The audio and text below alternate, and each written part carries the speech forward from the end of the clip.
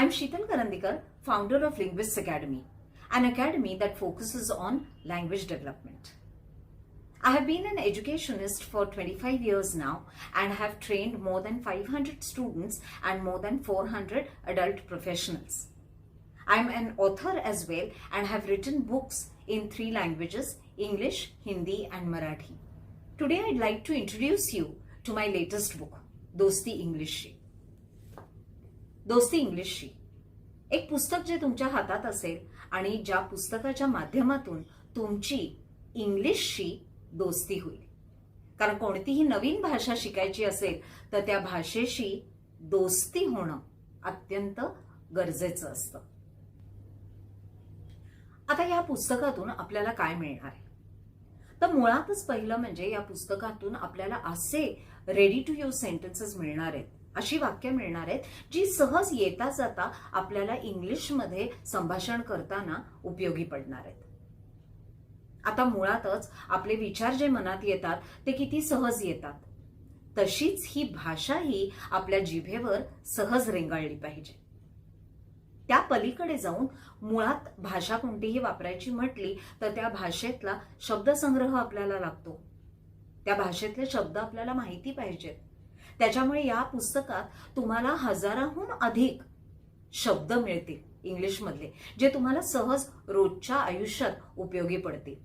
आणि नुसते शब्द कळणार नाहीत तर काही सॅम्पल वाक्य, सॅम्पल सेंटेन्सेस हे शब्द वापरून तुम्हाला इथे या पुस्तकात मिळतील, ज्यामुळे तुम्हाला एक अंदाज येईल की इंग्लिशमध्ये बोलताना हा शब्द कसा वापरायचा आणि त्याचा प्रयोग तुम्ही करू शकाल. एक उदाहरण देते तुम्हाला. आता आपलं हे पुस्तक आहे. या पुस्तकात आपण 134 नंबरचं पान पाहिलं तर याच्यात एक वाक्य आहे.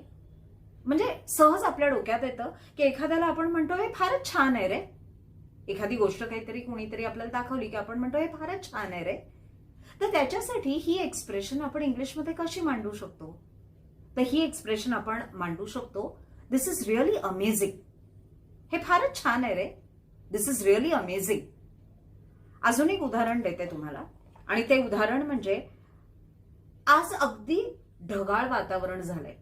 पाऊस पडण्याची चिन्ह असतात आणि आपल्याला म्हणायचं असतं की आज अगदी ढगाळ वातावरण झालंय. मग हे आपण इंग्लिशमध्ये कसं म्हणू शकतो? तर the atmosphere has become very cloudy today. The atmosphere has become very cloudy today. मला इथली हवा मानवत नाहीये असं होतं आपल्याला बरेच वेळा, राईट? आणि आपण बोलतो की मला इथली हवा मानवत नाहीये. तर यासाठी आपण म्हणू शकतो the weather here is not suiting me. The weather here is not suiting me. तुमच्या लक्षात आलं असेल की ह्या प्रयोगांमध्ये आपण कोणत्याही प्रकारचं भाषांतर केलेलं नाही. आपण फक्त तोच भाव आणायचा प्रयत्न केलाय वेगळ्या भाषेत, इंग्लिशमध्ये. या पुस्तकामध्ये आपण अजून एक महत्वाची आणि इंटरेस्टिंग गोष्ट अशी केली आहे की या पुस्तकाच्या प्रत्येक चॅप्टरच्या सुरुवातीला आपण एक QR कोड दिलाय. हा QR कोड गुगल स्कॅनरनी स्कॅन केला की एक लिंक मिळेल, जी लिंक वापरून तुम्हाला हा चॅप्टर आहे तसा ऐकता येईल. ऐकण्याचा फायदा असा की तुम्हाला सगळे उच्चार नीट कळतील आणि त्यामुळे तुम्हाला वाचता वाचता ऐकता येईल आणि ऐकता ऐकता वाचता येईल.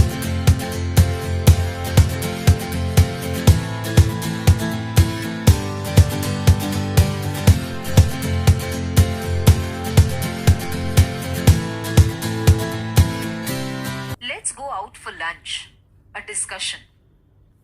बाहेर जेवायला जाऊया? एक चर्चा. 2 व्यक्तींमधल्या संवादातून आपल्याला जास्त सोप्या प्रकारे ही वाक्य लक्षात राहतील.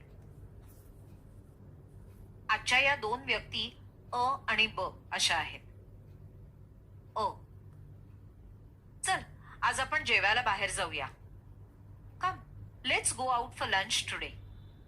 अर्थातच दुपारचं जेवण असल्यास लंच आणि रात्रीचं असल्यास डिनर म्हणूया. ब, चालेल की, कुठे जाऊया? Sure, where shall we go? Uh, मला बीटा रोडवर एक चांगलं हॉटेल माहितीये. तिथलं जेवण खूप छान असतं.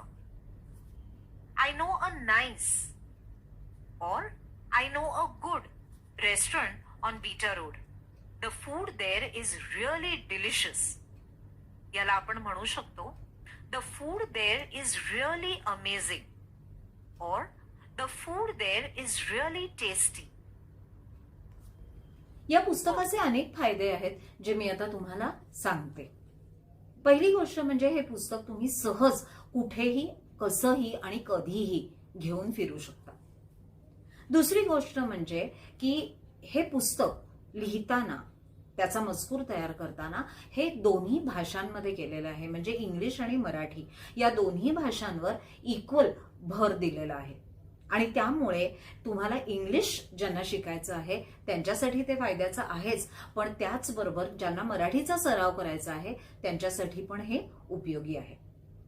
तिसरी गोष्ट म्हणजे या पुस्तकाच्या प्रत्येक चॅप्टर नंतर एक छोटीशी ऍक्टिव्हिटी दिली आहे. आता ही ऍक्टिव्हिटी कधी तुम्ही एकटे करू शकता किंवा कधी कधी एखादा ग्रुप करून तुम्ही करू शकता. एकत्र काम केल्याने त्याचे फायदे वेगळेच असतात. याहून पलीकडे जाऊन या पुस्तकामध्ये एक ईमेल आयडी दिलाय. आता ह्या ईमेल आयडीवर तुम्ही आमच्याशी संपर्क साधलात तर आपलं इंग्लिश लँग्वेज कम्युनिटी ग्रुप एक आहे ज्याचा भाग तुम्ही होऊ शकता. त्यावर तुम्हाला रेग्युलर इनपुट्स देखील मिळत राहतात. सरते शेवटी मी मगाशी तुम्हाला सांगितल्याप्रमाणे प्रत्येक चॅप्टरला ऑडिओ सपोर्ट दिलाय आणि त्याच्यामुळे त्या आवाजाच्या माध्यमातून हे पुस्तक खऱ्या अर्थाने तुमच्यासमोर जिवंत होतं. त्यामुळेच खरं सांगेन की नवीन भाषा शिकायची असेल तर त्या भाषेशी दोस्ती होणं गरजेचं आहे. आणि म्हणूनच हे पुस्तक दोस्ती इंग्लिशशी तुमच्यासाठी.